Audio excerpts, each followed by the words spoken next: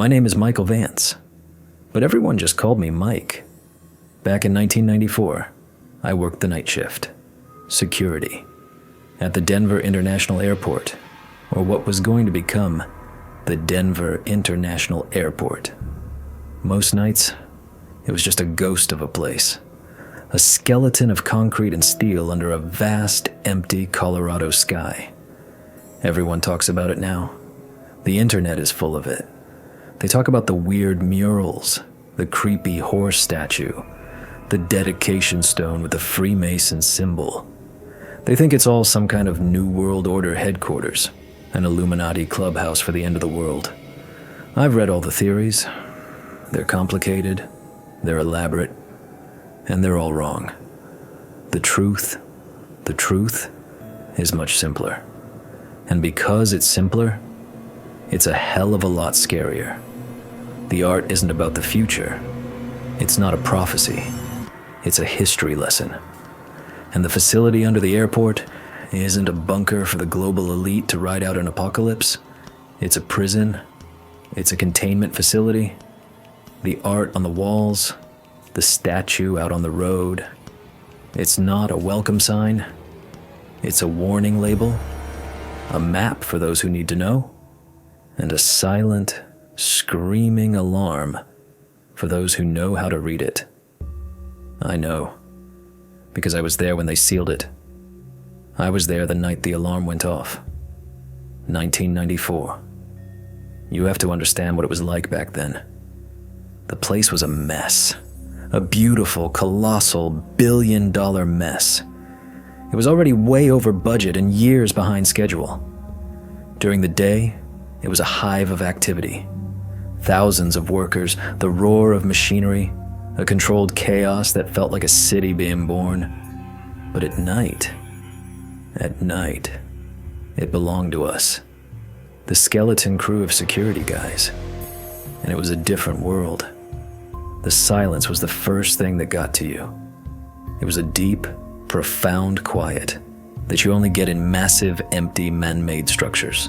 The wind would whistle through the unfinished parts of the terminal, making these low moaning sounds that curled around the steel beams and echoed down the vast, empty concourses. The terminal roof, those famous white tents, they looked like a mountain range that had been dropped onto the plains from another planet. Under the temporary construction lighting, they'd glow with this soft, eerie luminescence. It was beautiful, in a way, and deeply unsettling.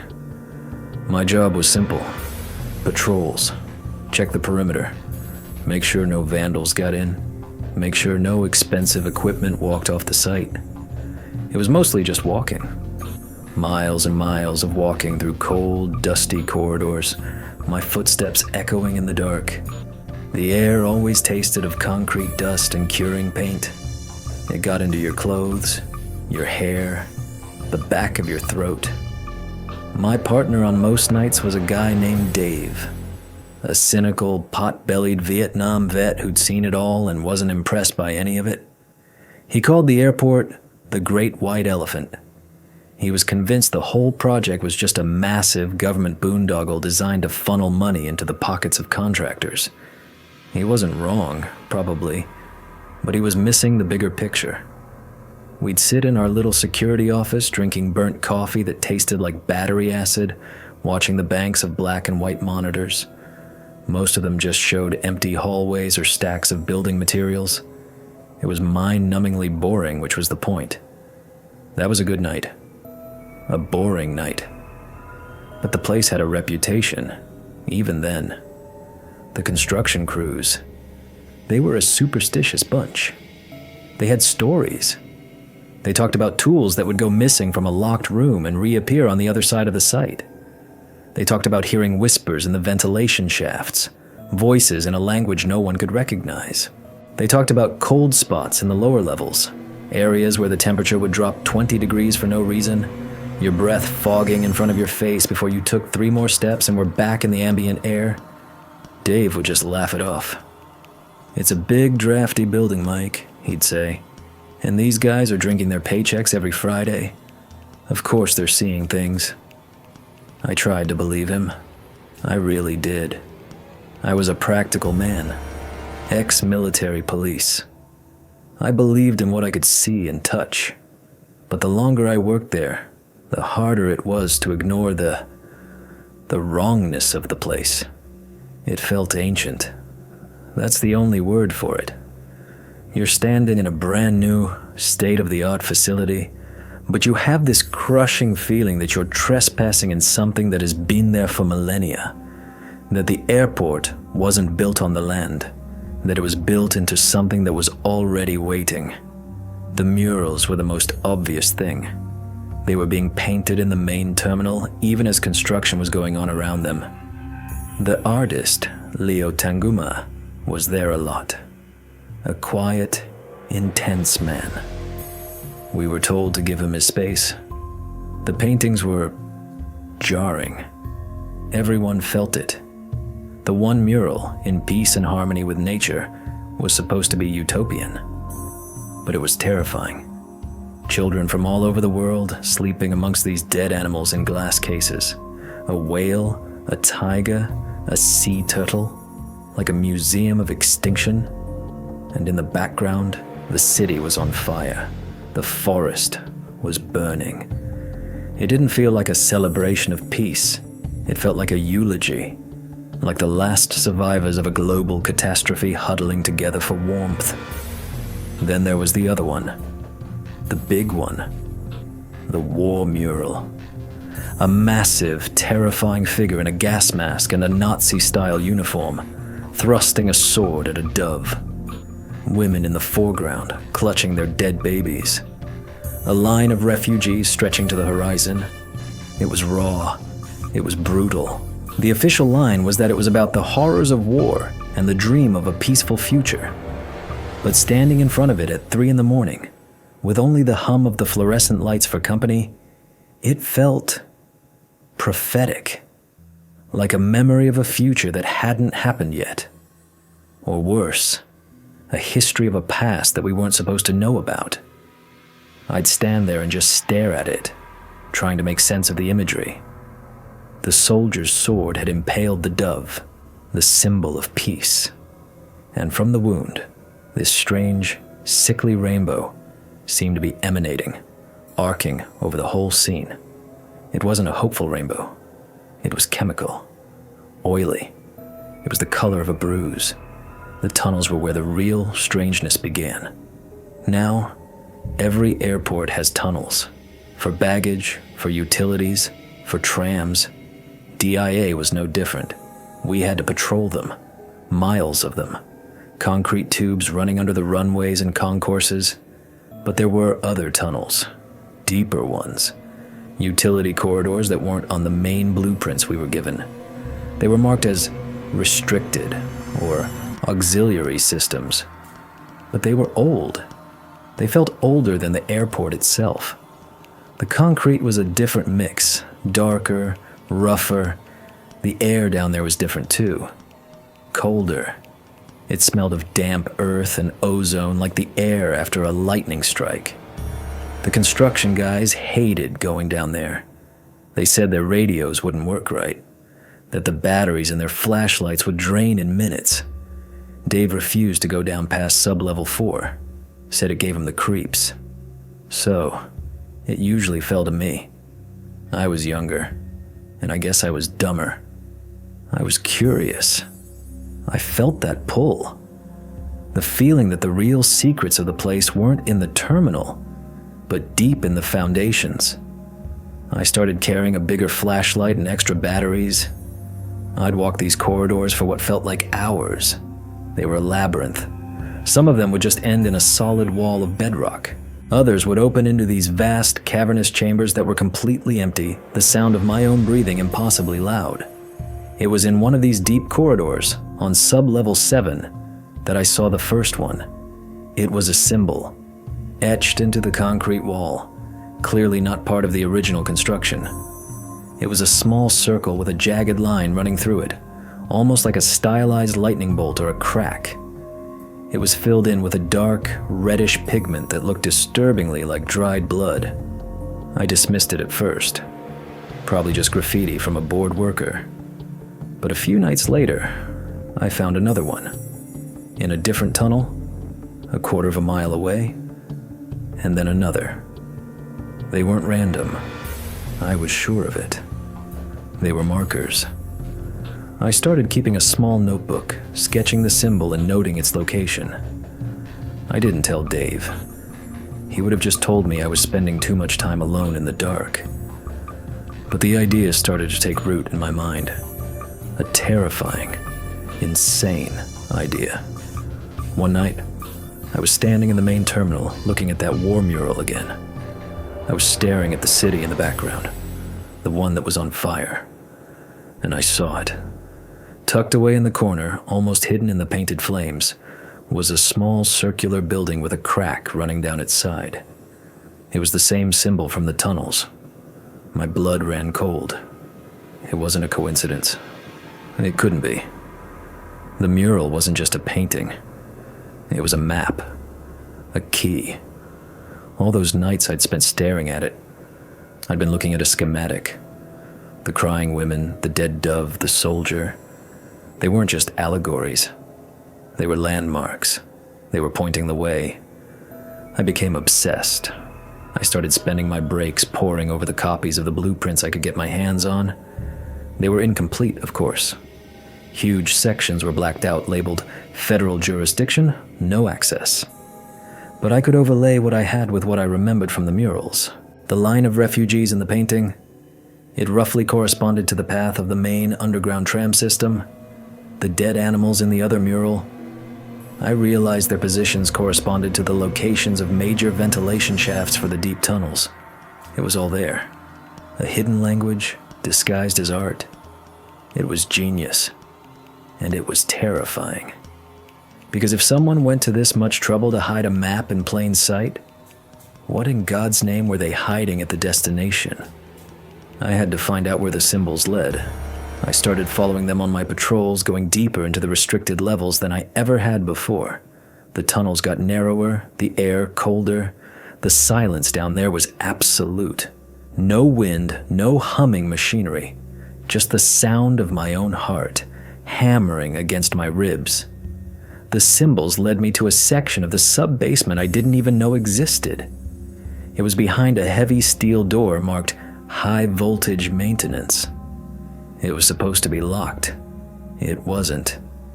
It swung open with a low groan that echoed in the oppressive quiet. The air that washed over me was ancient. It felt like opening a tomb. Beyond the door was a different world. This wasn't part of the airport construction. This was older. Much older. The walls weren't concrete. They were smooth, black, almost obsidian-like rock, cool to the touch. There were no lights. My flashlight beam seemed to be swallowed by the darkness, unable to penetrate more than a few feet. It felt like the space was actively absorbing the light. This, I realized, was the facility. The real one. The airport above was just a cover story. A massive, multi-billion-dollar distraction built on top of something that was already here. Something that needed to be kept secret at all costs. I took a few steps inside, my boots making no sound on the strange, seamless floor. A low hum vibrated up through the soles of my shoes. It wasn't a mechanical sound. It was deeper, more resonant. It felt organic, like the purring of some impossibly large creature. I was standing at the edge of something I had no right to see. I knew it. Every instinct in my body was screaming at me to turn around, to close the door, and to forget I ever saw it. I should have listened. The horse arrived a few weeks later. It came in on 2 massive flatbed trucks in pieces. The head, the body, the legs. They called it Blue Mustang. We just called it the Demon Horse. Even in pieces, it was horrifying. It was 32 feet tall, made of fiberglass, with a network of veins and bulging muscles that looked way too realistic. It was a violent, furious-looking thing. An apocalypse horse. And the head, my God, the head. The eyes were what got you. They were just red plastic lenses at that point, not wired up yet, but they seemed to watch you. They were filled with this pure, distilled malice. The story of its creation was already infamous around the site. The artist, Luis Jimenez, the same guy who'd been a student of Tanguma's, had been killed while working on it. A piece of the massive sculpture had fallen on him, severing an artery in his leg. He bled to death in his studio. The statue had literally killed its own creator. Dave said it was cursed. For once, I agreed with him. They assembled it in a staging area near the main entrance road, Peña Boulevard. It was a strange, surreal process, watching this mythological monster being bolted together by men in hard hats. I was on patrol near the staging area one night, and I saw a team of engineers working on the head, which was sitting on a massive wooden cradle. They weren't just running a simple electrical line for the lights. It was a massive bundle of cables, thick as my arm, feeding into the back of the skull. There were fiber optics, data cables, shielded conduits. Far more than you'd ever need to power 2 simple red light bulbs. I lingered in the shadows, watching. I overheard one of the engineers talking to a supervisor. He was complaining. "I still don't get the redundancy on this," he said. "We've got 3 separate power feeds and a dedicated data line. What are these eyes supposed to do? Project movies?" The supervisor, a stern-looking man in a suit I didn't recognize, didn't even look at him. He just said, "You don't need to get it. You just need to make sure it works. The specs are non-negotiable. The specs are non-negotiable." That line stuck with me. What kind of specs required that much hardware for a piece of public art? It wasn't just a statue. I knew it in my gut. It was a piece of equipment. Like the murals were a map, the horse was something else. An antenna, a transmitter, a warning beacon. I stood there in the cold Colorado night, staring at that monstrous blue head, and I felt a connection, a horrible, sinking feeling of understanding. The art was all part of the same system. The murals showed you where the facility was. The horse told you what was happening inside it. I didn't sleep well for a week after that. Every time I closed my eyes, I saw those blank red eyes staring at me from the dark. I started feeling watched, even when I was alone. I'd be walking a patrol down a deserted concourse and the hair on the back of my neck would stand up. I'd whip around, flashlight beam cutting through the gloom, and there would be nothing there. Just empty space and dust motes dancing in the light. But the feeling remained. A heavy, oppressive sense of being observed by something unseen. The whispers the construction crews talked about. I started hearing them. Faint, sibilant sounds at the very edge of my hearing. They seemed to come from the ventilation systems, from the deep, dark places of the airport. I told myself it was just the wind. It was just my mind playing tricks on me, overtired and paranoid from my late-night discoveries. But I didn't believe it. I was starting to understand that the rules of the world I thought I knew didn't apply here. This place operated on a different kind of logic, a darker kind. The kind of logic that built a prison and disguised it as an airport, that drew a map and called it art, that made a monster and put it by the side of the road to greet you. I kept thinking about that low hum I'd felt deep in the earth. It was still there. Sometimes when the night was especially quiet, I could feel it through the soles of my boots, even up in the main terminal. A steady, low-frequency thrum, like a sleeping heart the size of a mountain. And I had the terrible feeling that it was starting to beat a little faster. The night it happened started like any other. It was a Tuesday, cold, clear. The kind of night where the stars over the plains looked like chips of ice. I was in the main security office with Dave, going through the motions.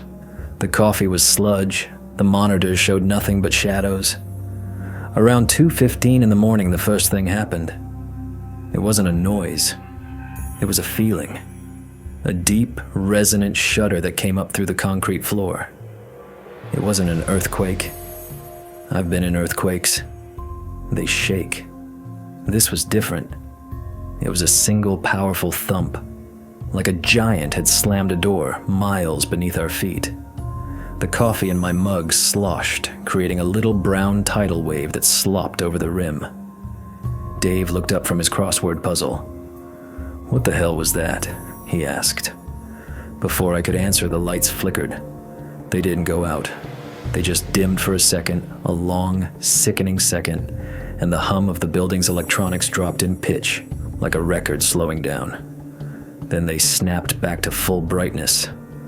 We looked at each other. Dave was a cynic, but he wasn't an idiot. He was scared. I could see it in his eyes. "Gotta be a transformer blowing," he mumbled, but his voice lacked conviction. He didn't believe it any more than I did. My radio crackled to life. It was one of the other guards, a kid named Jimmy, who was stationed out near the east runways. His voice was high-pitched, bordering on panic. "Control, this is Unit 3. Did you guys feel that? The whole ground just jumped." The dispatcher's voice, usually calm and bored, had a new edge to it. "We felt it, Unit 3. Stand by. We're getting reports from all over the site." My mind immediately went to the deep tunnels, to the black, light-absorbing walls, and the humming silence. The door I had opened. Had I done something? Had I disturbed something just by being there? The thought was ice in my veins. The next half hour was chaos. The radios were a mess of crosstalk. Reports of power surges, sections of the unfinished tram tunnel being filled with a thick, weird-smelling dust, communications failures in the lower levels. The official story started to form almost immediately. A sewer gas buildup. A small, contained explosion in a utility conduit. It sounded plausible enough. It was the kind of thing that happens on a massive construction site. But I knew it was a lie. This wasn't a gas explosion.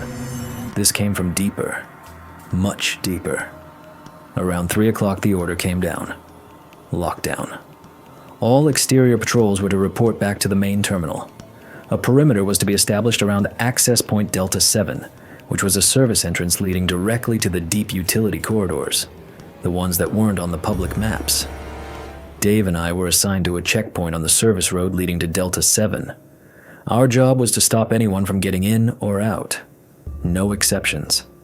It was a strange, tense vigil. We sat there in our pickup truck, engine off, watching the empty road under the cold, white glare of the temporary floodlights. The silence was back, but it was a different kind of silence now. It was heavy, expectant. It felt like the entire world was holding its breath. About an hour later, they arrived. Not in police cars or fire trucks. They came in a convoy of 3 black, unmarked Ford vans, the kind with no windows in the back. They drove without their headlights on, moving like shadows, until they were right up on our checkpoint. I stepped out of the truck, hand resting on my sidearm, more out of habit than anything else. A man got out of the lead van. He wasn't wearing a uniform. He was in a simple black windbreaker and dark pants. He was athletically built, with a short, military-style haircut and the kind of dead, emotionless eyes that made you feel like you weren't a person, just an obstacle. He didn't say hello. He just showed me an ID card. It was all black, with a single silver emblem on it that I didn't recognize. A stylized bird of prey inside a triangle. Underneath it, just one line of text. USICAAT. I had no idea what that meant. "This area is under our jurisdiction now," he said. His voice was flat, without inflection. "You will remain here. You will not allow anyone past this point. You will not use your radio for any reason unless we instruct you to. You will not speak to anyone who comes out. You will not look too closely at what we bring out. Do you understand?" I just nodded. My throat was too dry to speak. The phrase, "You will not look too closely," echoed in my head. Who says that? The man gave me a long, cold look, then got back in his van. The convoy drove past us, down the service road toward the Delta 7 entrance, and disappeared into the darkness. We were left alone again in the silence, with the knowledge that something was happening just a few hundred yards away that we were not supposed to comprehend. We waited for what felt like an eternity. It was probably about 90 minutes, the longest 90 minutes of my life. We just sat in the truck, not talking. There was nothing to say. The comfortable, boring reality of our job had been stripped away, and we were left with something raw and terrifying. Dave kept nervously cracking his knuckles. I just stared at the empty road, my heart a cold, heavy lump in my chest. Then, we saw the lights. A faint, pulsing glow coming from the direction of the Delta 7 entrance. It wasn't white light from a flashlight or a floodlight. It was purple. A deep, sickly violet color that seemed to stain the darkness. It would pulse, slowly, like a heartbeat. Then, the first team emerged from the access tunnel. There were 6 of them. They were wearing fully enclosed black hazmat suits, the kind you see in movies about viral outbreaks. But these weren't standard. They had no markings, no insignia. The faceplates were completely opaque, mirrored. You couldn't see the faces of the people inside. It was profoundly dehumanizing. They moved with a slow, deliberate grace that was unnerving. They weren't carrying equipment. They were carrying containers. Heavy-duty, lead-lined looking cases, the kind you'd use for transporting radioactive material. They loaded them into the back of one of the vans, their movements silent and efficient. Then, they brought out the other things. I tried to follow the man's instructions. I tried not to look too closely, but I couldn't help it. My eyes were glued to the scene. They were carrying large, heavy plastic bags, the kind they use for biohazards. But the bags weren't filled with rubble or debris. Through the semi-transparent plastic, I could see what was inside. It was rock. Chunks of it, but it was like no rock I had ever seen. It was a deep, matte black, with a texture that seemed to shift and crawl under the floodlights. It didn't reflect the light. It seemed to drink it, to pull the light into itself, leaving nothing but a void. It was like holding a piece of solid darkness. And then there was the dust. Some of the bags were filled with it. A fine, shimmering, purple powder. It was the source of the violet glow. It clung to the inside of the bags, and where it was thickest, it seemed to absorb all light, creating a bizarre effect, like a hole had been cut in reality. But the strangest thing about the dust was the way it moved. It wasn't static.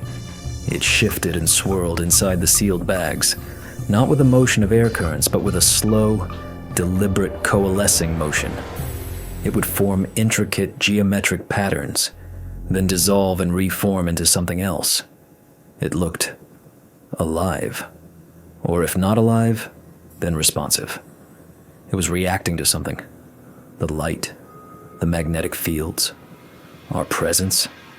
I felt a wave of nausea wash over me. I wasn't looking at rubble from a gas explosion. This was something else. Something alien. Not necessarily from another planet, but alien to every law of physics and nature that I understood. It was fundamentally wrong. The team in the black suits worked for about an hour, bringing out container after container, bag after bag. There was no talking. Just the soft crunch of their boots on the gravel and the quiet, heavy thud of the containers being loaded into the vans. The man in the windbreaker stood by, watching them, his face a blank mask. He never once looked in our direction. He knew we were watching. He didn't care.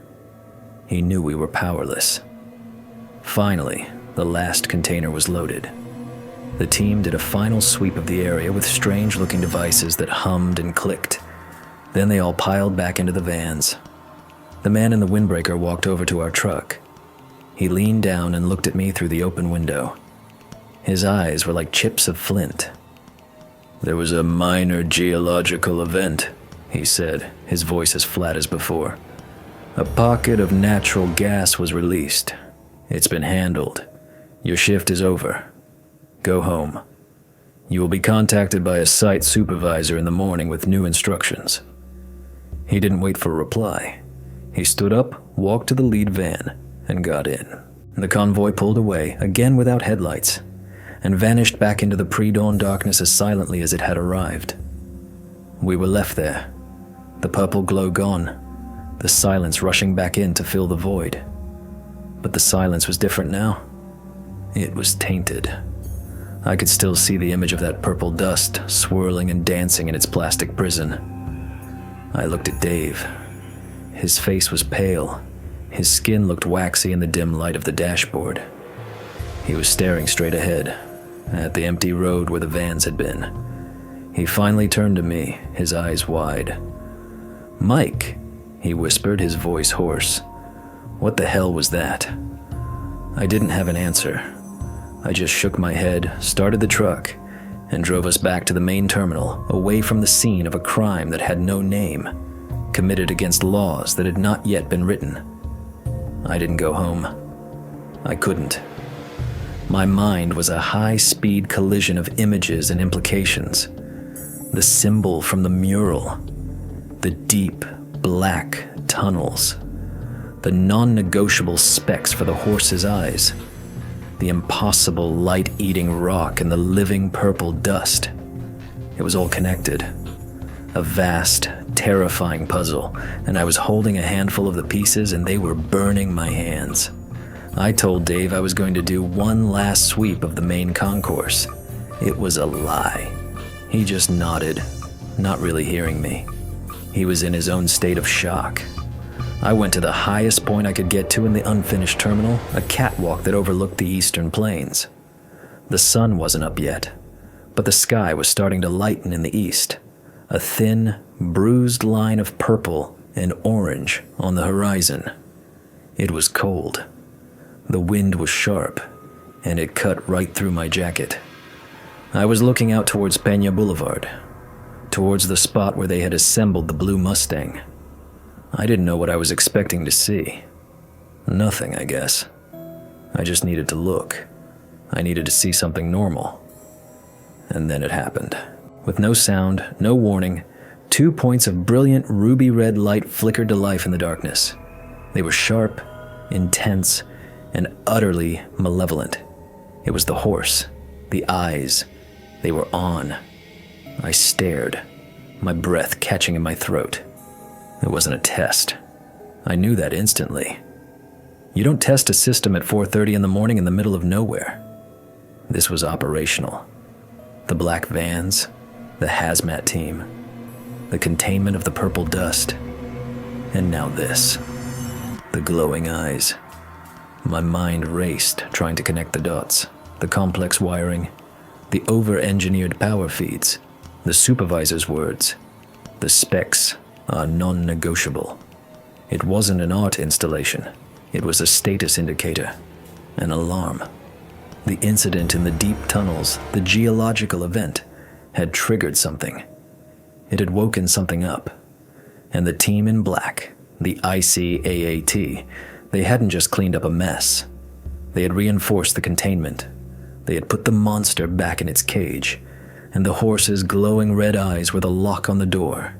They were a sign, a warning to anyone who knew what to look for. The system is active. Containment is engaged. The thing is awake. I felt a profound, soul-crushing dread settle over me. This wasn't a government secret about a new stealth plane or a weapons system. This was something on a completely different scale. Something primordial. The feeling I'd had from the beginning, that the airport was built on something ancient. It wasn't just a feeling. It was the literal truth. They hadn't chosen this empty patch of plains for its convenience. They had chosen it because something was already here, buried deep in the earth. A geological anomaly, a strange mineral deposit, a life form? I didn't know. But whatever it was dangerous enough to warrant this level of secrecy. Dangerous enough to build $1 billion airport as a lid for its box. The murals suddenly made a new kind of horrifying sense. They weren't a prophecy of a future war. They were a history. They depicted the struggle against this thing. The soldier in the gas mask wasn't a futuristic Nazi. He was one of them. One of the containment team, fighting to keep it at bay. The weeping women holding their dead children. Maybe that's what happened the last time it got out. The fire, the destruction. It wasn't a metaphor. It was a record, a warning, passed down through generations, finally codified in paint on a terminal wall. And the rainbow, that strange, oily, chemical rainbow that came from the dove's wound. I thought of the purple dust, shimmering and glowing in its bag. A spectrum. A frequency. Maybe that's how they controlled it. Maybe that's how they subdued it. With a specific wavelength of energy or light. I stood on that catwalk for what felt like hours, shivering but not from the cold. I was watching the two red eyes, burning like malevolent stars in the dawn twilight. I was a security guard. A guy with a flashlight and a two-way radio. I had stumbled into a war that had been raging in secret deep under my feet for God knows how long. And I had seen one of the battles. I finally went back to the security office. Dave was gone. He'd left a note. "I'm done. See you around." He never came back to work. I never saw him again. I sometimes wonder if they got to him. If they paid him a visit and told him to forget what he saw. Or if he just ran. If he just got in his car and drove until the memory was small in his rearview mirror. I don't blame him. That would have been the smart thing to do. But I couldn't. I was in too deep. I knew too much. And I had the terrible feeling that it knew I knew. The call came the next afternoon.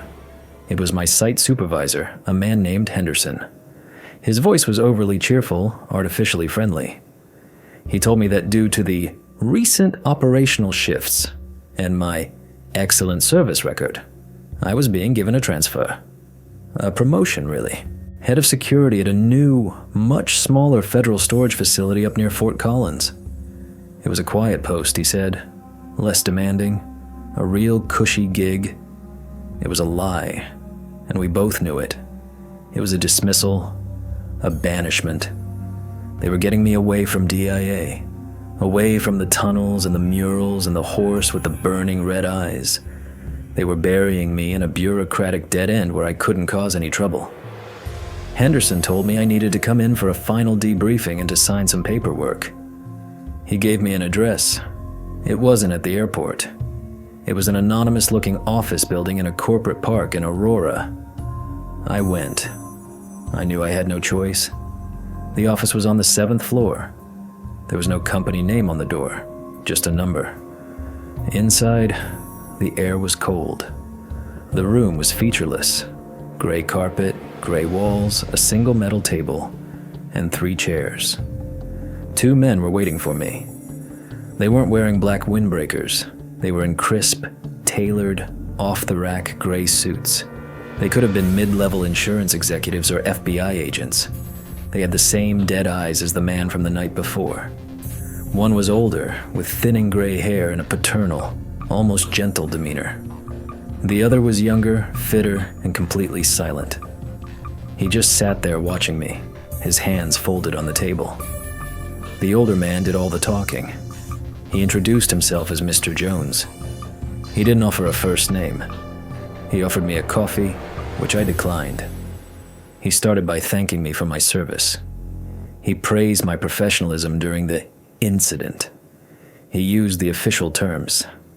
Geological survey, unexpected gas release, minor structural collapse. He spoke in a calm, soothing monotone. It was the most menacing sound I had ever heard. "We just need to clear up a few details for the final report, Mike," he said, using my first name like we were old friends. "It's just a formality." He then proceeded to walk me through the entire night, but from their perspective. He asked me what time I felt the tremor. He asked me if I had noticed any unusual odors. He asked me if I had seen the remediation team arrive. His questions were precise, clinical, but I could feel the real questions underneath them. What did you see? How much do you know? How much of a problem are you? I played dumb. It was the only card I had. I told him I felt the tremor, but assumed it was heavy equipment. I told him I was stationed at the checkpoint, too far away to see anything clearly.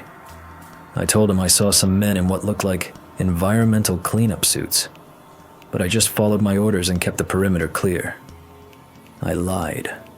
I lied through my teeth, and I prayed it was convincing. Mr. Jones smiled. It was a thin, bloodless smile that didn't reach his eyes. "Good," he said. "That's excellent. You're a professional, Mike. You follow instructions. We value that." He then pushed a stack of papers across the table. It was my transfer agreement, and underneath it, a non-disclosure agreement. It was thick, at least 20 pages of dense, legal jargon. He pushed a pen across the table as well. "Just a final piece of paperwork," he said, his voice still gentle. "It's standard for all personnel involved in incidents on federal jurisdiction sites.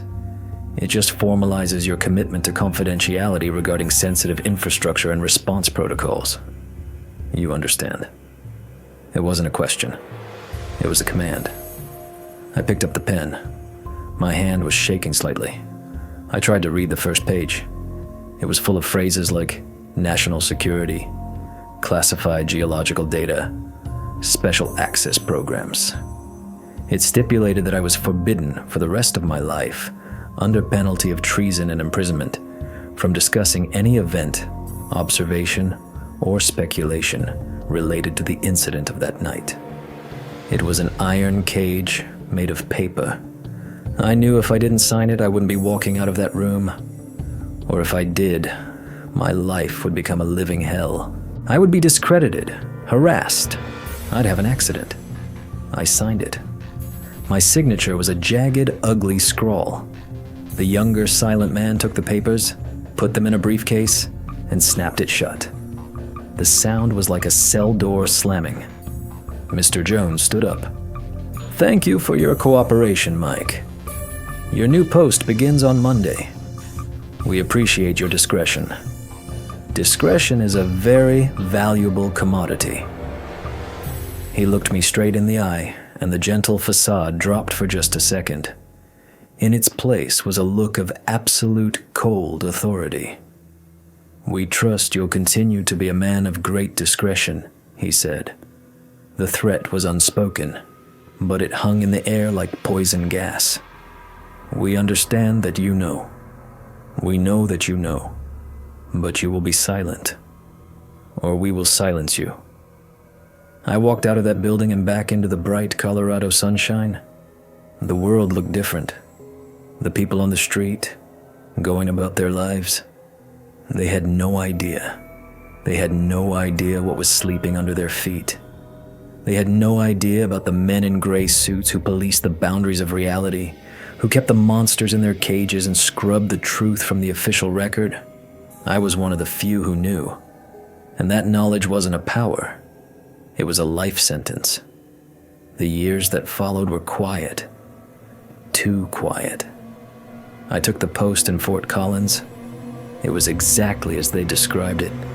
A sleepy storage facility for surplus government office furniture. I spent my nights walking patrols around a warehouse full of dusty desks and filing cabinets. It was a prison of boredom, a gilded cage. I did my job. I kept my mouth shut, but it never left me. The memory of that night was like a piece of shrapnel lodged in my brain. It would ache on cold nights. I couldn't watch the news without seeing shadows of it everywhere. Every time there was a story about a strange seismic event, or an unexplained power outage, or a military exercise that shut down a public area, I would feel that same cold dread. They were out there. The men in black suits and gray suits, They were the secret janitors of the world, cleaning up the messes that bled through the cracks in reality. I tried to have a normal life. I got married. It didn't last. How can you share a life with someone when the biggest, most important thing you know is a secret you can never tell? How can you talk about your day when your day consists of trying not to think about light-eating rocks and living dust? The paranoia became a part of me. I was always checking my rearview mirror. I assumed my phone was tapped. I never talked about anything important indoors. It sounds crazy, but when you've had Mr. Jones look you in the eye, it's the most rational way to live. I became a ghost in my own life. I was present, but not really there. My mind was always circling back to Denver, back to the airport. I started to research, obsessively. In the early days, there was no internet, not like we have now. I collected newspaper clippings, articles about the airport's construction delays, its budget overruns, the bizarre baggage system that never worked right. It was a multi-million-dollar automated system that was supposed to be a marvel of technology. It destroyed luggage. It sent bags to the wrong places. It just failed. They eventually had to scrap the whole thing at a massive loss. I always wondered, was it really just bad engineering? Or was there something in the deep tunnels, some kind of energy or vibration from the containment facility that interfered with the complex electronics? Was the prison pushing back? I read everything I could about Leo Tanguma and the murals, about Luis Jimenez and the horse. I learned that the official name of the horse statue wasn't Blue Mustang. The artist's name for it was Mustang. But it was the people who nicknamed it Blucifer. Blue Lucifer. They saw the same thing I saw. They saw the malice in its eyes, the demonic power in its form. They felt it. As the internet grew, my research became easier and more terrifying. I found the forums, the chat rooms, the early conspiracy websites. People were connecting the dots. The Freemason symbol on the dedication capstone, the strange words carved into the floor like Zit Dit Guy. The theories about the New World Order, the Illuminati, the bunkers for the elite. They were sensing the truth, but they were dressing it up in familiar folklore. They were trying to put a human face on something that wasn't human at all. They were wrong on the details, but they were right about the most important thing. Something was deeply, fundamentally wrong with the Denver International Airport. I pieced it all together, slowly, over years of quiet, paranoid research. I connected my memories to the fragments of information I could find. The containment facility wasn't built by the New World Order. It was older.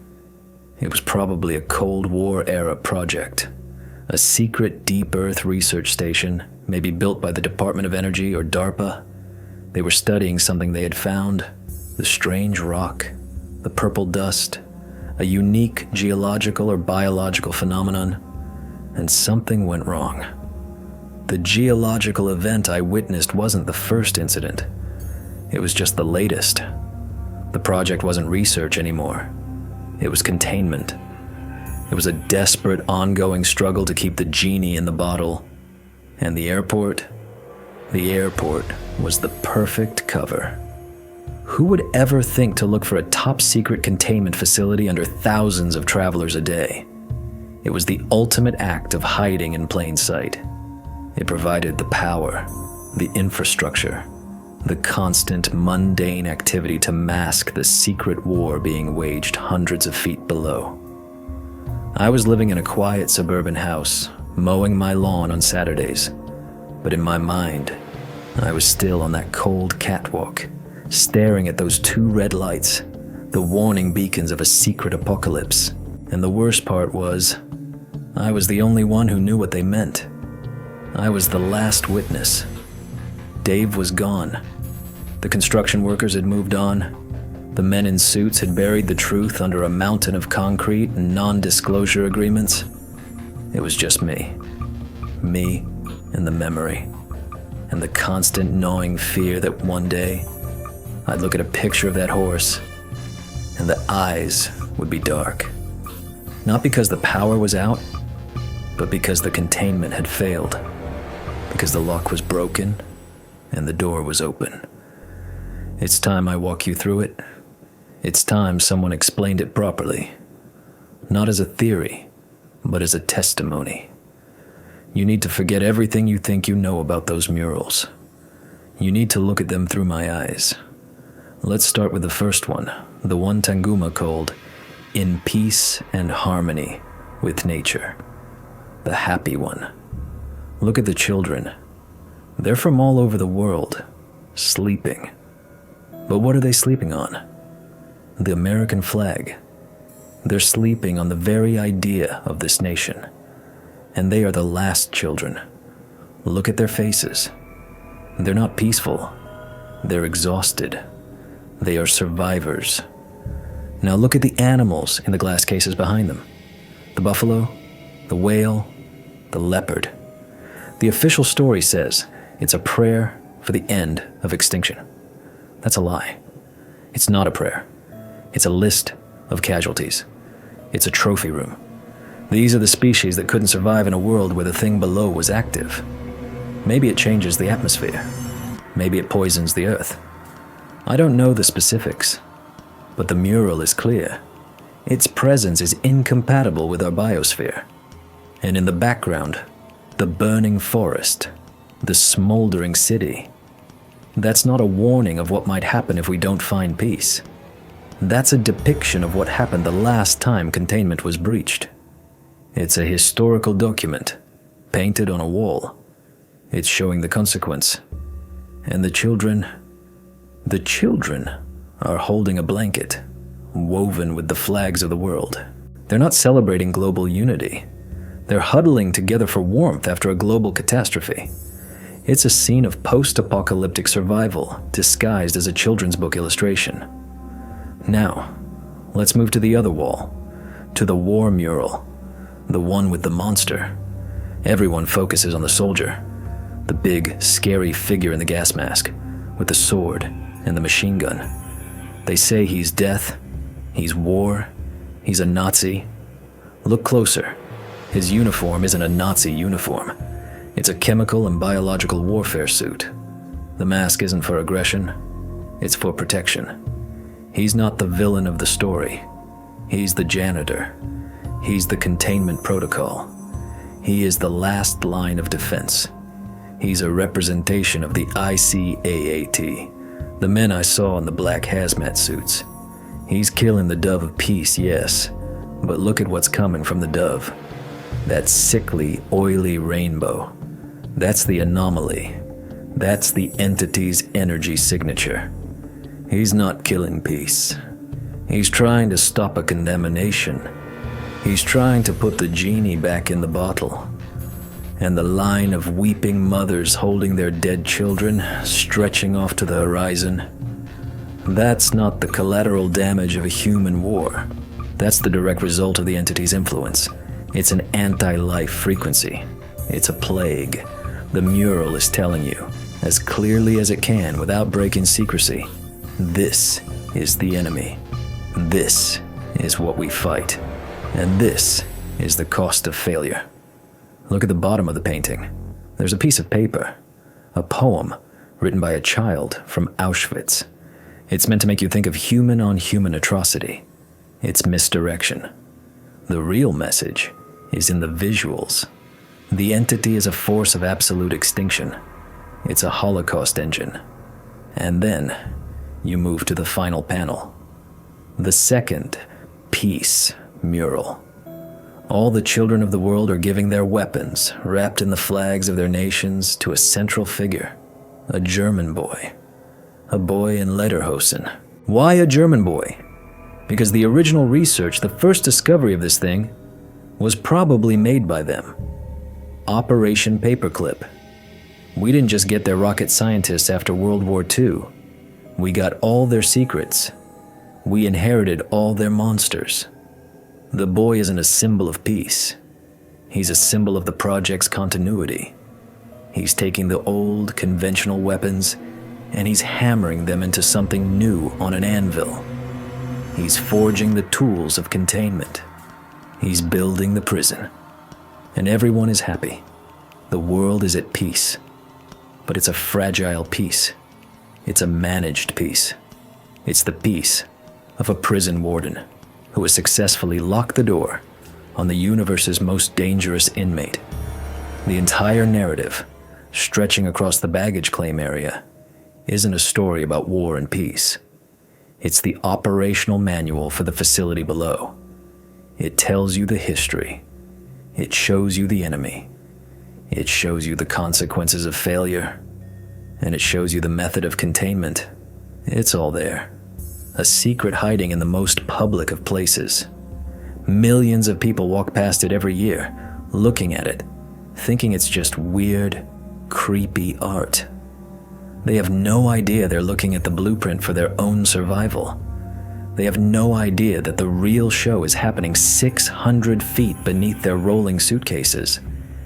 And all of it, the whole system, is monitored by the demon horse on the hill, its red eyes burning, telling the select few who know the code. All is well. The monster is sleeping. For now. So why now? Why am I telling you all of this after almost 30 years of silence? I'm an old man now. The non-disclosure agreement I signed is a document from another lifetime. The men in the gray suits are probably long dead or retired. But that's not the reason. The reason is, I think the system is breaking down. I think the prison is failing. I see things. Little things.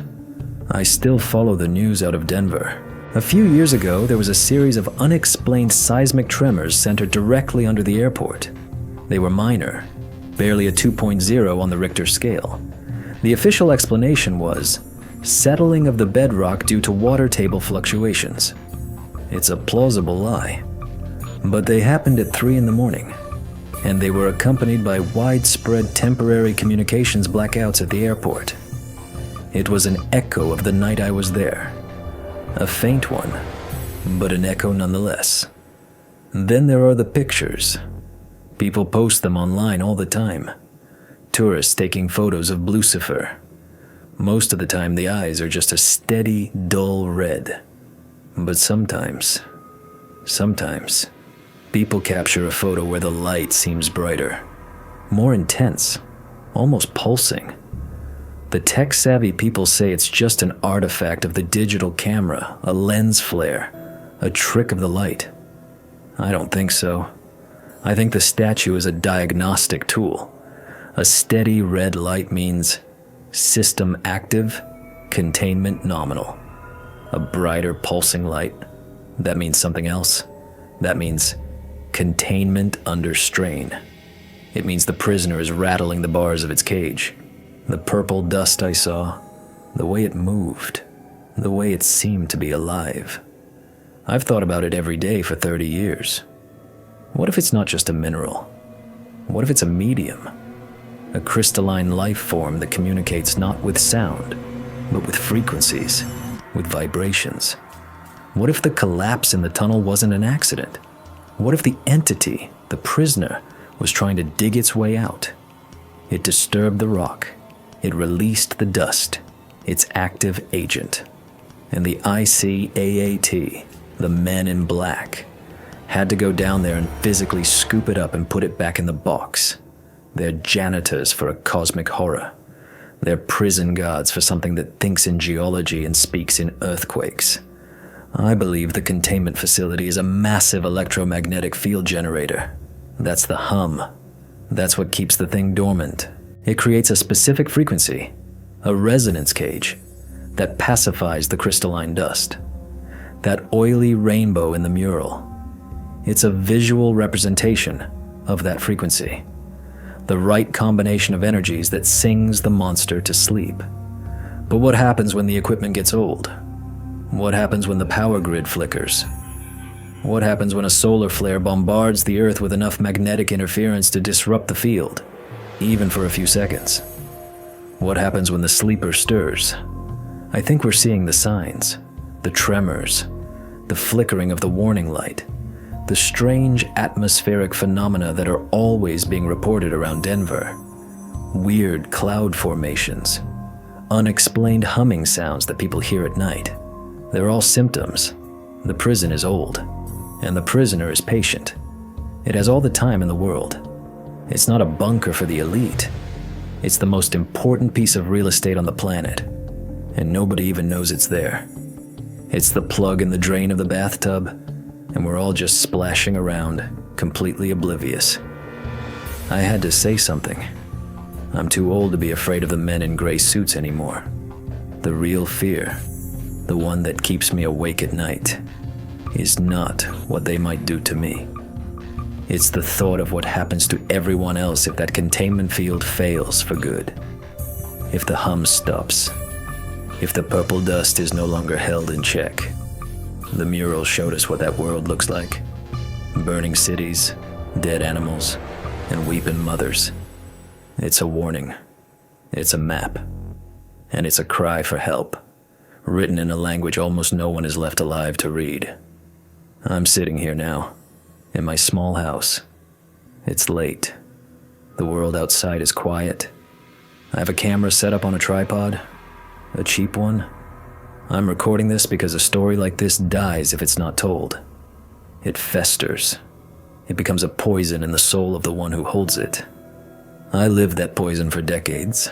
I let it ruin my marriage. I let it isolate me from the world.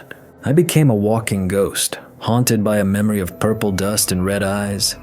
I don't know what will happen when I release this. Maybe nothing. Maybe it will be dismissed as another crackpot theory on the internet, lost in the noise and the nonsense. Maybe they'll come for me.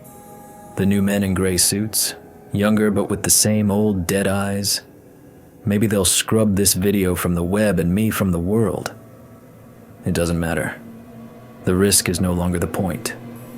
The truth is the point. The warning is the point. We built a cage around something we don't understand, and we put a public monument on top of it, and we went on with our lives. We trusted the engineers, the physicists, the secret keepers. We trusted that the cage would hold, but I was there. I saw the panic in their efficiency. I saw the alien nature of what they were fighting. This isn't a human enemy. It doesn't have desires or ambitions we can comprehend. It's a geological plague, a planetary infection, and we're just the thin layer of mold on the surface that it wants to scrape away. So the next time you fly through Denver, when you're walking through that terminal, dragging your suitcase, worrying about your connecting flight, just stop for a moment. Look at the walls. Really look at them. Don't see the bright colors. See the story they're telling. See the fire and the tears. And when you drive away from the airport, look to the side of the road. Look for the great blue Mustang. Look at its eyes. Are they a steady, dull red? Or are they burning with a fierce new intensity? Are they pulsing? Pray that they aren't. Pray that the hum deep in the earth continues. Pray that the janitors are still winning their secret silent war. Because the art is a warning. It tells us that something is sealed down there, and one day, it might get out. My part in this is over. I've told the story. I've passed on the warning. The rest is up to you. So, that's the story. A story that's not about aliens or lizard people, but about something far more terrifying. A secret kept too well. A story about how the greatest threat might not be from the stars, but from deep within the earth we stand on. And how the only thing holding it back is a failing 30-year-old machine and a secret that's been dying with the generation that kept it. Officially, the weirdness of the Denver airport is just a collection of coincidences. But you and I both know the truth now. Sometimes, the craziest conspiracy theory is the one that's not crazy enough. Thank you for watching until the end. If this story made you think or look over your shoulder, support the channel with a like and subscribe. And be sure to share your thoughts in the comments below. until next time, be careful what you're walking on. Sometimes the ground beneath your feet is hollow and it's not empty.